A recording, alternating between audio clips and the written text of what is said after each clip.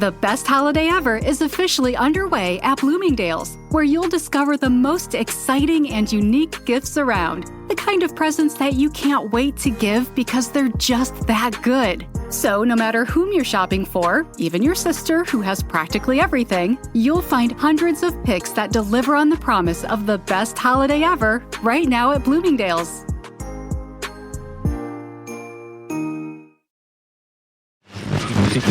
Edit audio. So I was crossing the street in front of my apartment, and I'm doing mental gymnastics about this small bit of money that had just plopped in my lap. Obviously not literally, you know what I'm saying? I had just come into a little bit of cash.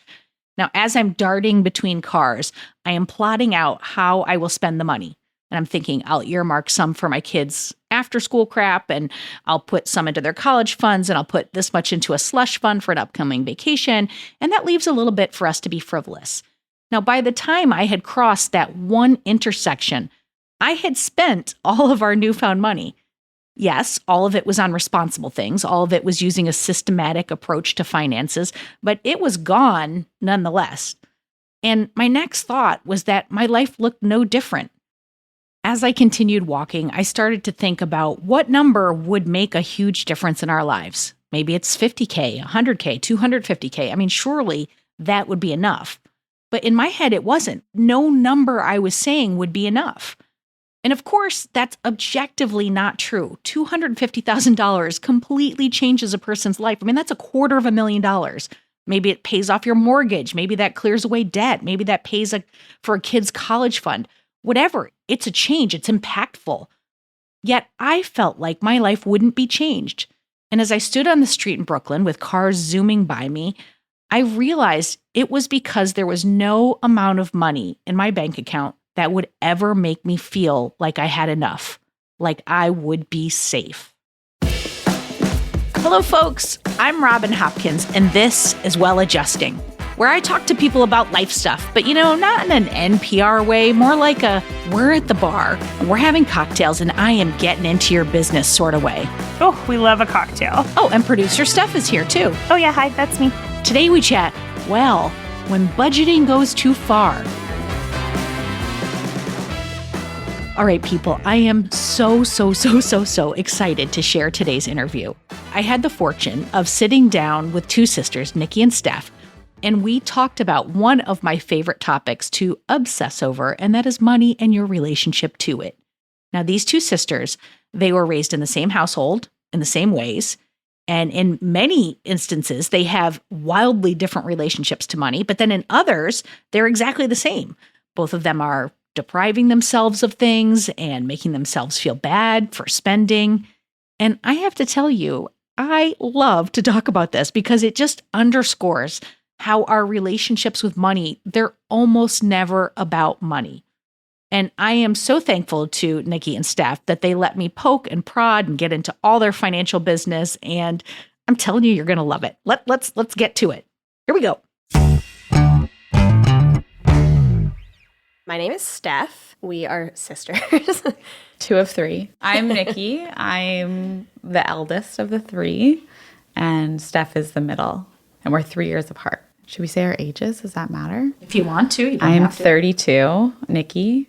Stephanie, me, is 28. I'm Steph. I'm the 4th adopted sister. Yeah. Sorry, I lied. Yeah. 2 of 4, not 2 of 3. Producer Steph has brought you two to us. Yes. And everyone should know we're having cocktails. We're Yeah. having cocktails while we do this one. This is I always love when we get to do the cocktails. Yeah. In person. In person. It Very does feel fun. more like just a nice, chill chat. Yeah. So I think for me, I've now been in my current career for probably 8-ish years, and I've significantly grown my income, but it never really feels like enough. And I still feel very guilty when I spend money. Even though I shop a lot, I like to buy things and spend money, but there's always a nagging little bit of guilt behind. And I just don't know if I'll ever feel like I have enough. Yeah, I would say mine's like kind of similar in that I think growing up, I knew that we weren't like, not even like well off, but also like almost like secure, especially after like our parents split up. I think it was like evident that specifically like our mom was like probably living like paycheck to paycheck, essentially. It was kind of known that there wasn't necessarily like tons of extra to like go around. And What was it like before that? Did you all live comfortably when the parents were together? still, like I would say similar. I disagree. It's hard to kind of. remember, though. I I was Can't a wait bit for all the older. disagreements Yeah, about well, I know living in that's the what's same so house. interesting. We I have such think different probably perspectives. When our parents were together, I mean, our dad is very frugal, I would say. He's Dutch. And I think that he kind of reined in my mom's love of spending. that's fair. Which was kind of, I think, something that became an incompatibility between them. But yeah, I think even though there were maybe money scarcity when our parents divorced, there was also a lot of like credit things. So there were calls we wouldn't answer and stuff like that. So Already the similarities are so eerie. Like my parents got divorced and our whole financial landscape changed. The creditors called, all that. So it's so interesting. And I have the scarcity mindset, but we're going to get more into that. But Yeah. So I guess like in a similar way, I would say I don't have like as like I don't work in a field that is like necessarily as like abundant with pay and income. But I think I just like wanted to always like be secure and be able to like do things without thinking twice about it.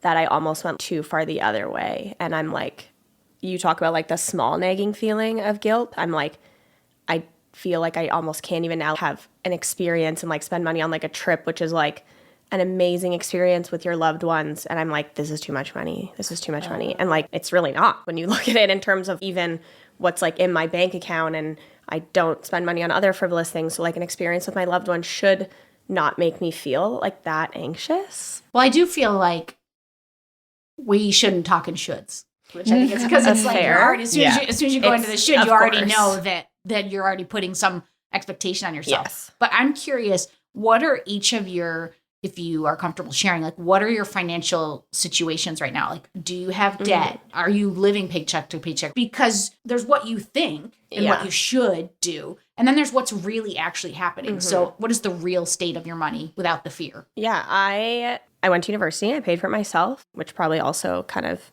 made this mental thing about money come about. But then I graduated and I got a super good job. So I like paid off my debt, which was great. And then I lived at home for a really long time, which was also super great. And now I have, do you want like a number? Like, No, but you do have, I have savings. like You a feel, very large savings account. isn't that interesting? Very interesting because it doesn't then make sense that then spending like $1,000 on a trip. feels like, oh my goodness. Because when you look at it in relation and in perspective, like I don't live paycheck to paycheck. I'm working a job right now. Like I don't make a ton of money, but it was just like an interim job. It's great for what it was, but I essentially will hopefully be a teacher. So it's also just interesting knowing when I look at my future income, I can know it. I can know exactly, like there's a grid online. Yeah. So that also just sometimes feels daunting because And it's like, you're in Canada? Yes, yeah. Is it the same in Canada where you would have like a pension type situation for great, retirement? great pension. So like you already don't even have to think about which the end is of your huge and very nice. But yet. I'm still like, yeah, exactly. I used to be, I think, more of a spender, and then I just went so far the other way. And then it's like almost a thing like when you don't spend for so long and you don't shop for so long, like the one thing feels like, oh my gosh. Well, it's But deprivation. like, I think the comparisons with food and money are always so similar. Like anybody who goes on an extreme diet, I'm always like, that's the dumbest thing you can do. Because one, sure, you're going to lose a lot of weight. And within 2 months, you're going to be right back to it because you're not addressing the underlying issue. yeah, it's and too I think, restrictive, and then it's just and you're going to act out. You're likely to be like, fuck this shit. binge. You know, and I call like credit card acting out the fuck you slide. It's like, boop, fuck you. Like whether it's to yourself or to the company you work for. Yeah. All right. So now, Nikki, what's the state of your money? So for me, as I mentioned, have been in my field for about 8 years. I work in oncology clinical research, and I work for a pharmaceutical company. So I'm well paid. I was going to say big bucks. Yeah, I'm well paid. I have a lot of perks, and I live with a partner in Toronto who also, he's a HR director, and he has a great job as well. And he has a son. So that's where we're at. We rent right now. We'd love to buy a house. We put money away every month for savings for a house. I try and put money away every month for savings for retirement, and I try and put money away every month for savings for vacation. And I also have a retirement saving through my company as well that they match. So I mean, I'm very comfortable, I think, and Guys, Steph's fridge is making ice for us. It knows that while we talk about the stressful topic, we'll need more. I mean, people are holding fidgets right now. Like ice is being made for drinks. It's like the stress level is very high. But what's so fucking hilarious is that you two are both in fantastic financial positions. I know. Like you're literally sitting here spouting off all the things that when people talk to me about money and I'm like, oh, here's what you do. And these are the things I say and do. Yeah. I know. Pre-save for vacations. Make sure you live debt-free. Make sure your monthly you can pay for. Yep. Have your retirement. Like, these are all the things you're supposed to do. And you're both doing it. Yeah. I am less anxious about spending money on experiences. It sometimes is still hard. For example, we went out for lunch today and I was like, wow, that's kind of a lot of money for lunch. And I'm like, maybe spending too much money here. But it's like, my biggest example when I knew that I really needed to kind of like look at this was that I don't own a parka, like a winter coat. You don't own a jacket? And I live in Canada. Because you don't want to spend the money. Because I was like existing without it. And when I was in university, I did because I was like busing and stuff. But then I was like living at home. So I just always like got in my car to go somewhere. And they're expensive. And I was like, well, I've not had one for this whole time. Like, do I really need to spend like $300 on a coat? The long and short of it is, yes, you do. Yeah, like I live in Canada where for 7 months I need a parka. It's absurd. Yeah. But I hear deserve and worth coming out of your mouth. And it's like, and it feels beyond deprivation. It feels like there's some kind of like, I don't deserve this. And it breaks my heart a little bit because you two will never be in danger of going out of control with money because this is a default setting, good, bad, or whatever. So like you could loosen it up and you're never going to go out of control. And what makes me sad about it is what you're depriving yourself of and what you're putting yourself through in terms of lived experiences, and you're not, being. Yeah, and I do think like through like therapy, when we like started talking about it, it does really come down to like self-worth. So like it is kind of sad and like something we're hopefully working on overall self-worth. But it's like ain't we all? I do like it is like it essentially comes down because I'm like I would buy my friends, like I love buying my friends gifts. Like anytime I go visit them or like something happens, I'm like, let's get them flowers, let's do this, like let's do this. But you never do that for yourself. Never. Right? Even a park, like a winter You buy yourself Yeah. a fucking jacket. Yeah. And You're it does just like, so I just have an image of you putting on all these layers. I'm making a turtleneck and I got a sweater. And then out into the Canadian winter. Yeah, that's horrible. Well, I did buy one now. I got a On secret sale. discount. Someone at a store gave me their discount, which was helpful. If you've ever been to any 12-step meetings, they talk about like, releasing and relinquishing control. And it's like, I'm always like, well, how does How? if I were to Tell do me. that, how would, but it's like, there is this, every once in a while, I get a moment of clarity where I'm like, oh, it just means like letting go. And I'm like, oh, I think I can. And I can for like a second. And then I just grab right back on to the wheel. And I'm like, I'm driving the car. Yeah. There was like a viral like TikTok video, and it was like, I would love to go with the flow, but what time does the flow start and where is it going to be held? And I'm like, I really do get that. Like, especially with other things, I think I can like sometimes go with the flow, but yeah, like I do get that with money and like the control. And I'm like, at the same time as I'm like stressed about the money that I'm spending here, the same person is running around New York being like, I'm on vacation. Like, blah, blah, blah. Like, but it's like, okay, well, let yourself be on vacation. Like, you don't do this often. I think you probably deprive yourself of material things. That's what I don't do. Like, I do love to buy things, and that's why It's almost like you punish yourself for it after. though. I do. I make You're like, myself I didn't feel bad deserve about that. it. Yeah. And then you're Like, why did I checking in. do that? And I think I'm trying to get better, but I buy a lot of stuff, and that's why I know I can get myself into trouble, because I'll just be like, credit card here, there, everywhere. I'm too willy-nilly with money. Like, I always, especially if I have a few drinks, I'm like, I'll get the round, I'll get everything. I think too that might stem from being the oldest. I'm like, I'll take care of you guys, I got this. But I also extends to anyone in my presence if I'm drinking. So Yeah, I love to take the bill. but then I still feel guilty about it. I'm like, I'm doing something nice, I should just do it and not feel bad about it. Or not do it. I just want to add, because Nikki didn't say this, but she has a meticulous spreadsheet, which first of all, Robin will love. Yes. Okay. So I will talk You'll about be sharing that this. with me. Yeah. All right, share about your spreadsheet. So like I said, I have guilt spending, but it doesn't stop me.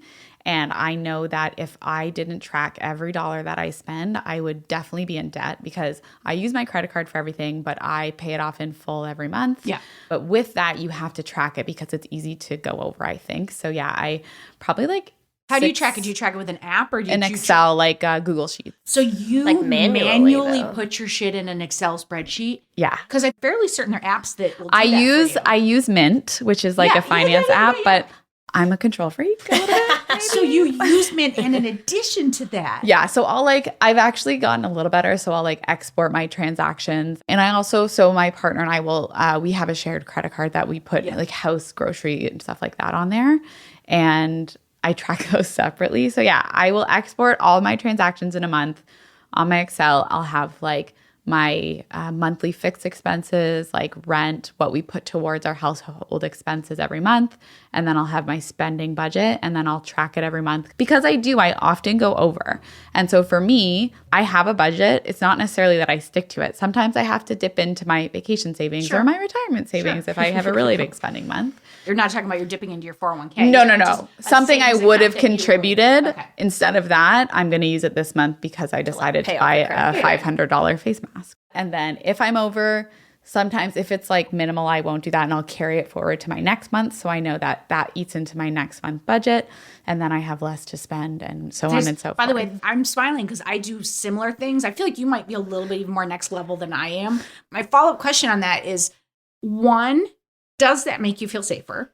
Or does it bring more anxiety? Two, does it change your behavior in any way by doing it?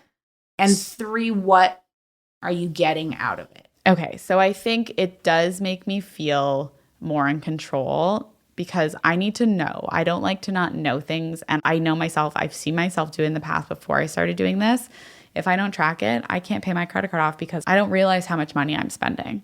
So it does help. But what if, because I do the same thing in that I have one credit card, I pay it each month in full. And I have a target number of what I want our monthly expenses to be as a family, because all of our family expenses go on that. Because I'm like, oh, we'll get miles, and then I pay it off each month, right? Win, win, win, win, win. For sure. But I have a targeted budget, like a loose budget that I know of what our monthlies usually are, and then like what I can do on Amazon, right? Because I'm a lesbian, so I don't do $500 face masks. I'm like, whatever, it looks fine. I did return it. Yeah. So I have my monthly like number that I want us to hit as a family, right? What's stopping you from just on the 15th, you're halfway through the month, opening up the Chase app or whatever your credit card's with and saying, oh, I'm halfway through that number. I have to slow my roll. I can't even believe I'm about to say this because I'm always for like, you have to do more. I actually feel like you should do less because like, again, I'm going to make a comparison to food because I'm a little bit of like a food addict or if you were a smoker, how much mental time do you spend thinking about like, oh, I'm going to go get that? You might be talking to me. I'll be thinking, I got that ice cream left over at home. I could probably have a little of that. And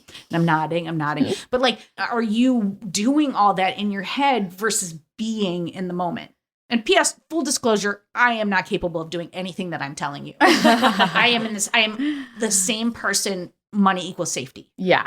I think that I don't do that in the moment because I know that I'm going to do it later. And I think for me, that's part of it. Like it takes away some of the thinking in the moment. But my therapist also agrees that I should do less. But I am working on it. I will say from the time I started doing this, I was making way less money, like less than half of what I make now. I would log in multiple times a day and update it. Like, I know I didn't buy anything. Why am I going in here? So there's a not self-soothing like that. thing that's going on with like, it. okay, I didn't spend any money. I'm okay. It does feel like the commonality of your household is security and money. Like you don't feel like you have it. And I'm curious, like, what do you think if you, Niki, were to stop your spreadsheet? I said it out loud. If you, Steph, You're like, were to give yourself a spending budget and say, I have to spend $500 a month, $250, like whatever that number is, like where does it mentally take you? For me, it takes me to, I'm going to have debt. I'm going to be ruined. My life will be ruined. Like that's immediately. Did you see your mom ruined? Not ruined, but I felt it. Like I felt the anxiety of, like they're looking for us. stress They're, or like, and I I don't think know. too, we're all pretty empathetic people. Like we feel a lot of other people's feelings and we're close with our mom. My mom's very similar as well. And she's like the most wonderful, loving human in the world. And I like felt that for her and for us. Well, and as a parent, I think sometimes we think, oh, you know, like, oh, we're keeping it out away from the kids and they can't see this, but they feel kids know, everything. yeah. They feel everything. What is it for you? What does it make you think of? That doesn't actually feel that daunting because I spend money on, like, right now, 3 things. Gas to get to my loved ones. Like, a lot of my friends don't live super close to me. Alcohol, happily spend money on that. And, like, groceries. Those are the things that I allow on my credit card, and I'm like, okay, they're there. I would say, like, on average, my credit card, like, when I pay it every week, in my mind, I'm like, $200 to $300 to me is, like, acceptable for a week. Well, of life. I actually would want to say, I want to take it away from a number, because now that you've explained what it is you spend on, and make it be something frivolous. Like, not on your necessities. Yeah. And for you, it's, Nikki, it's the extra purchases, the things that are not your monthlies and your savings or whatever. Like, if you only budgeted that and you said, this is a number that would make me feel nice if I did this. But for you, Nikki, if you went over it, it would make you feel bad. And for you, if you went under it, it would make you feel bad stuff, which is so confusing, but amazing all at the same time because you're doing the same thing, but different. Like, what if that was the number you tracked and you sat with it? You tried it for like a month or 2, and then you check in at the end of the month and you go, well, how does that feel? Do I feel like I was out of control? Or can you trust yourself enough to be like, I made this number in good conscience with an education, knowing I can do this number, and then you did it. Would you be willing to experiment with something like that? I think that would be like huge for me because what I just do now is I kind of have this like made up number for like an approximate week.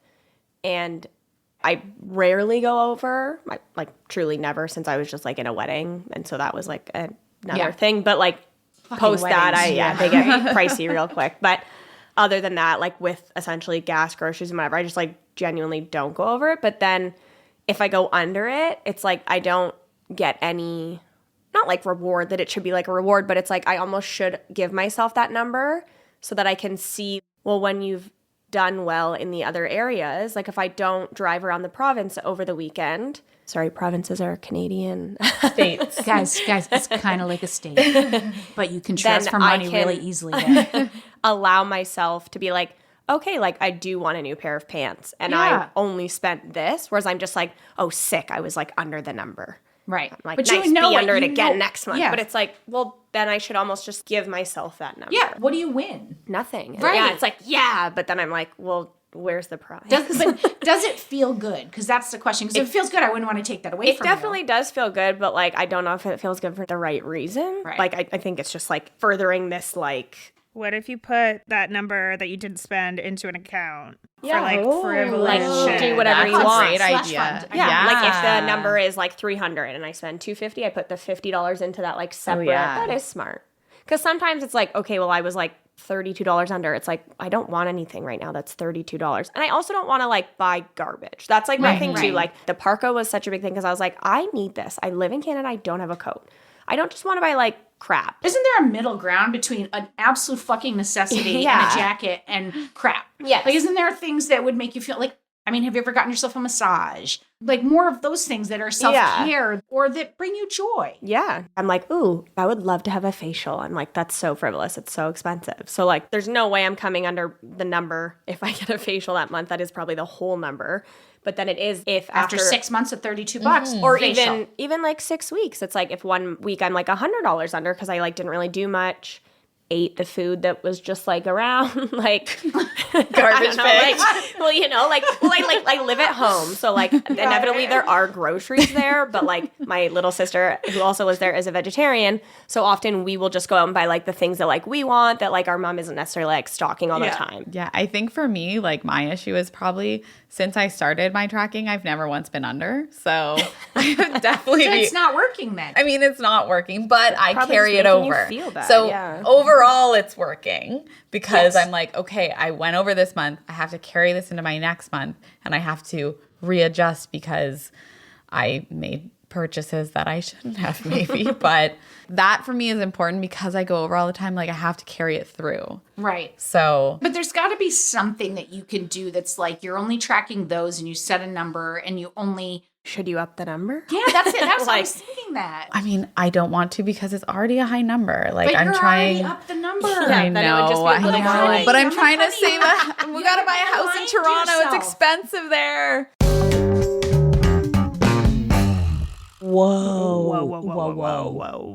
Okay, all right. We need to hold the phone for a second here. Yeah, I feel like this is like a lot of info and a lot of voices. And perhaps maybe a couple of cocktails, just a couple too many cocktails. Few cocktails. So to recap, we have Steph and Nikki, two sisters, kind of similar, but also kind of very different. Yes, Steph is the younger sibling. She's got a massive deprivation mindset. She is not buying shit.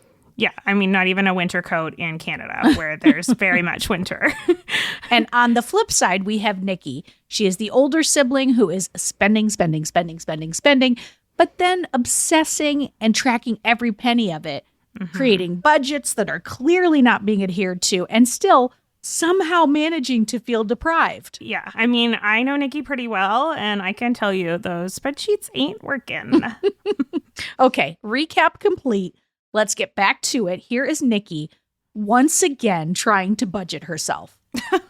Oh, Nikki.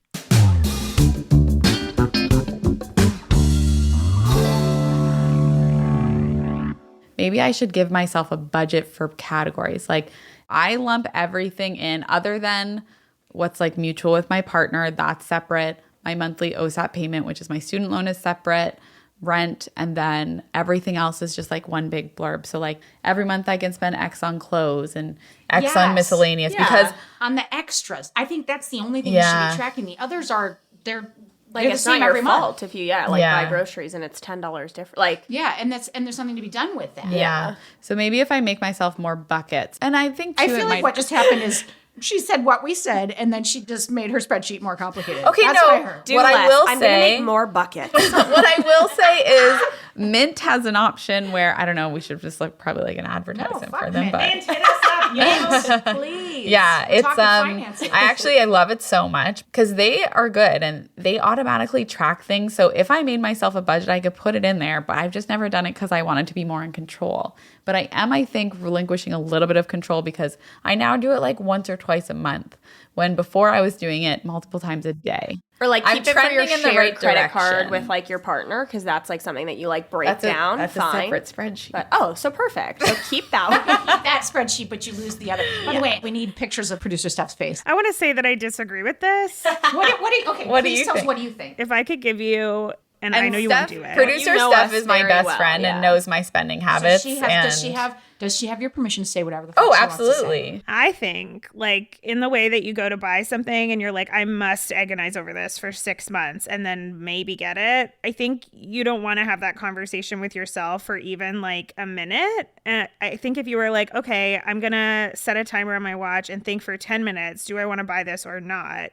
You would literally spend like half, like less than half. Like, I think that is good advice. I also do that. Like, you know And how you many still are full like, I want shopping it. carts I have on my browser that I've never purchased, but Is shopping for you like a self-soothing? It makes you feel nice. I think so. And I think also like, I mean, this is getting kind of deeper, but like I'm like a pretty self-conscious person and like I return a lot of stuff. But I think for sure shopping for me probably is a little bit of like a confidence thing. Is like, oh, I think this is going to be the thing that makes me feel like good about myself. Interesting. Yeah. Whereas but- like I really feel the opposite. I'm like, why am I gonna go buy new clothes? They're not gonna make me feel good. They're not gonna look how I want them to. Why am I gonna waste the money? You can see how all the attachments we put on money, Oh, yeah. like whether it's safety, whether it's confidence, whether it's deserving, how you are with money has almost nothing to do with the numbers. It has to do with what you're attached to it. I feel like that's the work. And Lord knows I'm very emotional, but like Aren't we all? Aren't we? I At can least look the at sisters. it with a math and a science logical brain and be like,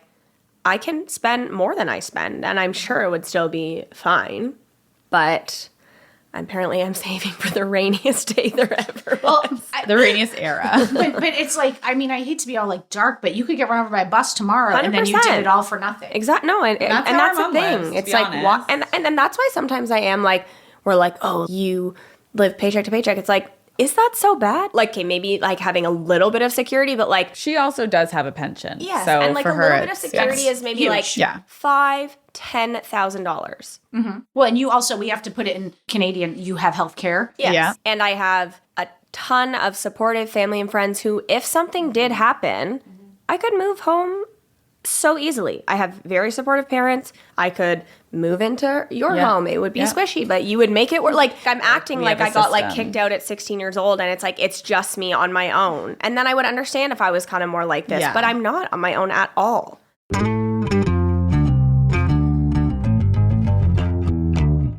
All right, people, raise your hand if you have ever been personally exhausted by email, right? Same, friend, same. We're all so constantly inundated with email. And if you're like me, going through your inbox becomes less about responding to everything and more about just finding a way to keep tabs on the messages that really matter, you know, like the ones from the school telling me my kids are in trouble that I get all the time. Anyway, that's where SaneBox comes in. Think of it as an EMT for your email. As messages flow in, SaneBox does the triage for you, sifting only the important emails in your inbox and directing all the other distracting stuff, you know what I'm talking about, into your Sane Later folder. So you know what messages you need to pay attention to now and what stuff you can get to, like, you know, like eventually after maybe a nap or, I don't know, a cocktail. It also, and I know I'm waxing poetically, but it has some very handy features like the Sane Black Hole, where you can drag messages from annoying senders that you never want to hear from again. Bye, friend. Oh, and it also has Sane reminders to ping you if someone hasn't replied to your email by a certain date. I mean, nothing like having to follow up on your follow-up, am I right? All right, best of all, you can use SaneBox with any email client or phone anywhere you check your email. I mean, come on. See how SaneBox can magically remove distractions from your inbox with a free 2-week trial. That's a deal. Visit sanebox.com/well today to start your trial, and you're going to get a $25 credit. That's sanebox.com/WELL. Go ahead, folks, get it.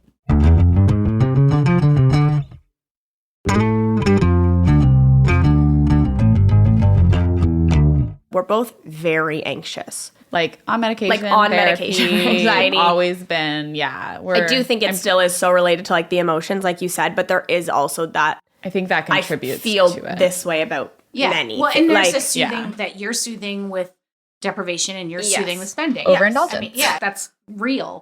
I think I've always been anxious, but I do think it got much worse in the last like 3 years. So I don't know if that just also combined with Well, you're out everyone on was your like own, getting and it married, feels- buying homes, and I was like, I'm good with my money. I have a good job. I live at home. I don't pay rent. I have a lot of liquid cash. I still cannot buy any house anywhere, like around where I live. Yeah. With my previous partner, he was making significantly more than me. We were probably like our mid-20s and like we lived together, probably like moving towards marriage, that kind of relationship.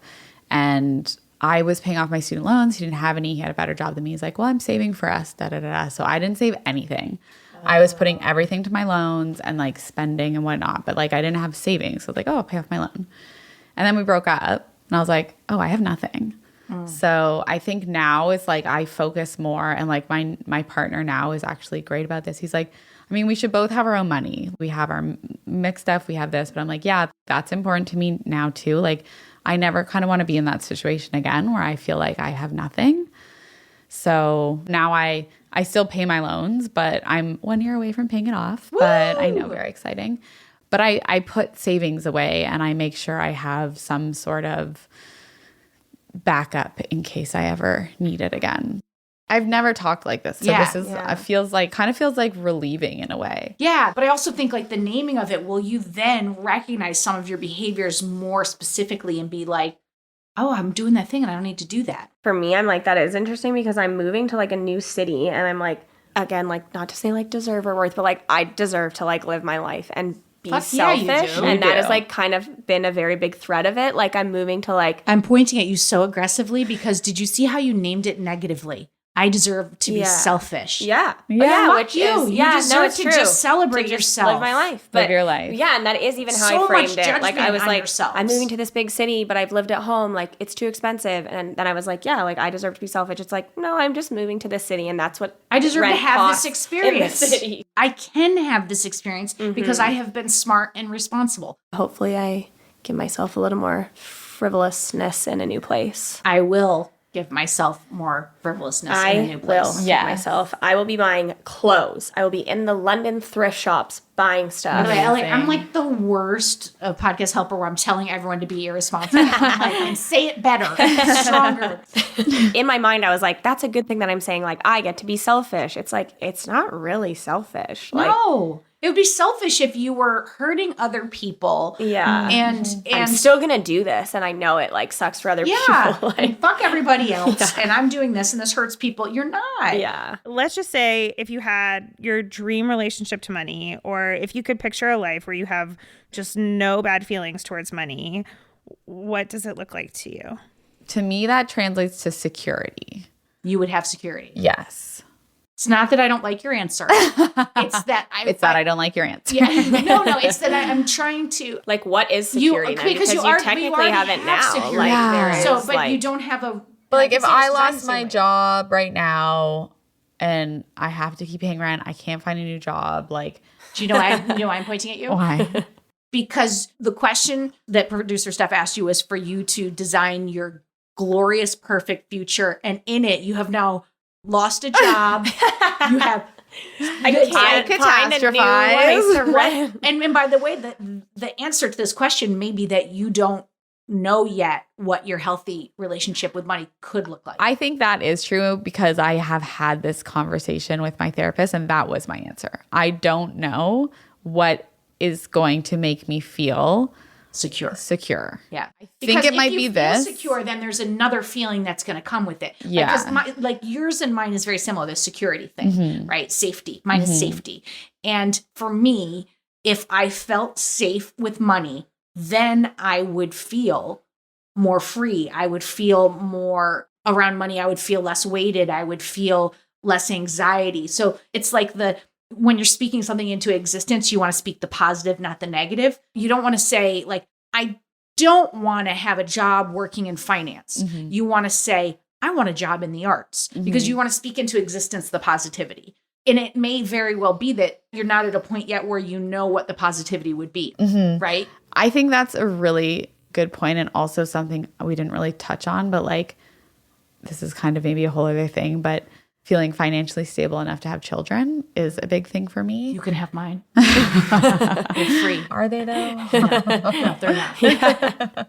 Yeah. So that's always been a big thing for me. And my partner and I have had discussions about this and being like, okay, we don't have to own a house to have a child, because that's always been in the back of my mind. So I think that's a big part of it for me. And I don't know if maybe having a child will change that for me in a way where I'm like, I can provide for my child. I don't need to buy them luxury things or this or that. It doesn't make them any happier. And even seeing with like my stepson, we can go to a fancy cottage or we can go to a cottage with no power and don't nothing. care. He doesn't care. He does the He's same like, thing. is there Wi-Fi? Yeah, truly. And that's a bit eye-opening in a positive way for me. So Well, and I think that having a house, having a cottage, having these things, they're about the things that you could have so that you're safe versus what would show up if you already were safe and if you knew you were safe.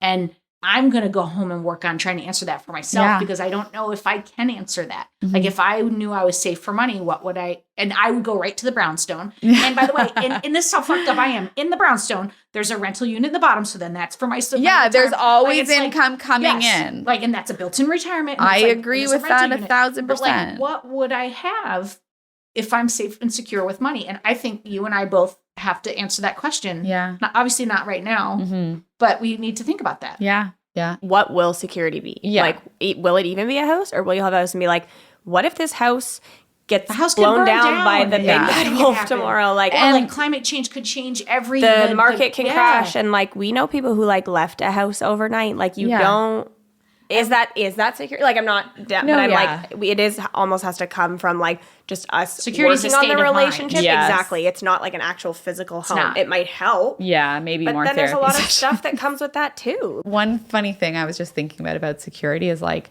I already make more than both my parents made. Yeah. So it's like, Yes. I'm in a great place. I'm only 32. I make good money. I have an amazing life. And like the money thing like doesn't make me not enjoy my life. Like I love my life. I'm very lucky. I have amazing friends, amazing partner. Like it's just so interesting that like I'm already making more than my parents and I'm still so. You already make more than I ever can as Yeah. a public education teacher. Yeah. Which like is amazing, and you've worked very hard for it. You are in a great place. Like Yeah. Oh, for If sure. you two could both say you're in a great place, I think that'd be huge progress. I am in a great And place. I am also in a great place. Yes, and mean it. No, I'm kidding. What occurred to me is your sisters, who are obviously very close and who have a similar issue. You two could be accountability partners in this and a support system to spend some time talking about like, because I suspect there's more underneath it. I mean, it could be just the anxiety that you both are predisposed to and have, but it could also be more than that. It could be something that's tied to the way you were raised or something. And maybe there's something you all could be talking about on the regular and just being like, once a week we talk about this, or I'm willing to do this. Are you willing to do that? Like have that support system for each other. Yeah, I like that. It maybe bring us both a little bit more to the middle. Obviously, this is like such a thing, but everyone's so weird about talking about money. That's one thing I don't think I don't I'm really about. feel that way Like, at all as soon either. as But then I- it's like, yeah. even when I'm like, should I tell you the exact number of money in my bank account? I'm I like, was like, in my head, I was like, yeah. I would, but is that inappropriate? Like, it's Well, just you're like telling the world, There's like a really. weird, there's just like a weird, It's just such like a you weird. don't ask somebody how much they make. You don't ask how much they Which, bought the like, house for, which it's meanwhile, I so do all those hard. things. I do too. though. Same. Yeah. Like, what'd you pay? But I mean, I think there could be real support for each other. And even a bigger, better goal is more joy, less anxiety. And Yeah. even if it's, Yeah. what does that whole 10% more? Like, even if it's just a little bit more, what does that free you up for? Yeah. Like, if you have 10% less anxiety about money and you have 10% more joy, what can come in behind that? Yeah. Yeah. I really like that because I do think for me, it's like I have the money, I have a budget, I'm in my career, and I'm able to buy things for myself that I want. And I shouldn't make myself feel bad about it then. And if I can let that go, like I'm actually really excited to try the buckets. mint only. No, the Oh, mint the only. mint only. thing. Okay, yeah. Just Mint the only. one spreadsheet. Because you for can set couples. the buckets up there. So I'm like, okay, I'll set the buckets up and then it'll be kind of automatic. And it's more done for you. Like they see like, oh, a gas station. They're like, okay, that's gas. And they'll be like, trans- you're over. And Yeah. and maybe you set like I'm allowed to check once a week. Yeah, I like that Or too the because I 15th do and think the 30th. I think the first part will be Just will one be step at a time. challenging, but then I think once I get more into the groove, then yeah, I can limit how much I check. So I am so appreciative that you both just like put your heart and your emotions and your feelings out on, on your sleeve. There's no way that we are alone in this feeling and how complicated and complex our feelings are to money. So I'm so thankful that you did this and we got to have some cocktails and it was like, Yeah. I really enjoyed talking to you both. yeah, It this is is nice. great.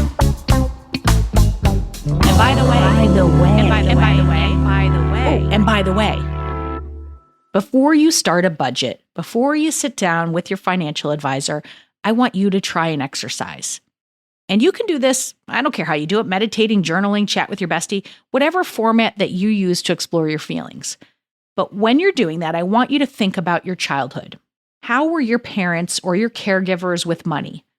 Was money held over your head? Did you have too much of it or not enough of it?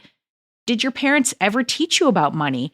Or did they never acknowledge its existence at all while they spent till the cows came home or whoever's coming home? It's really not relevant to the story. Anyway, it's important to explore that topic so that you have a personal perspective before you take those next steps with your finances. Because the reality is your past might be getting in the way of you seeing the state of your cash clearly today.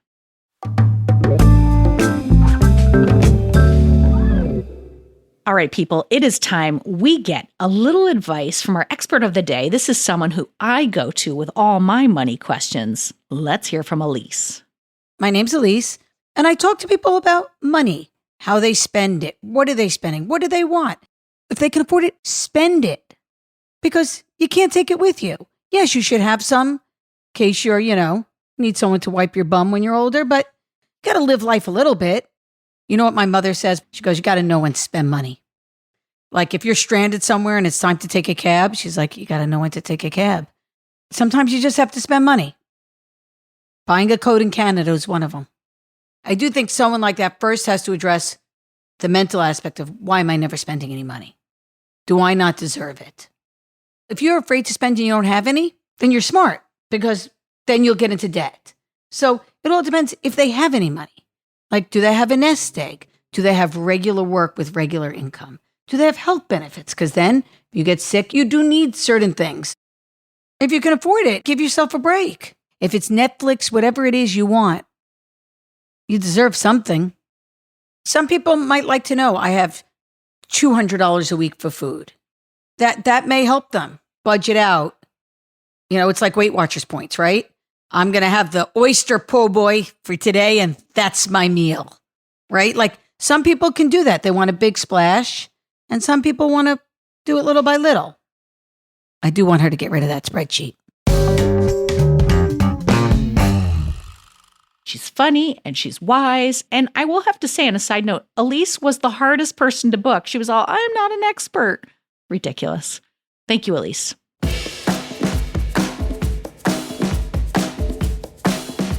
Aw, people, we've come to the end of the road. That's it for today.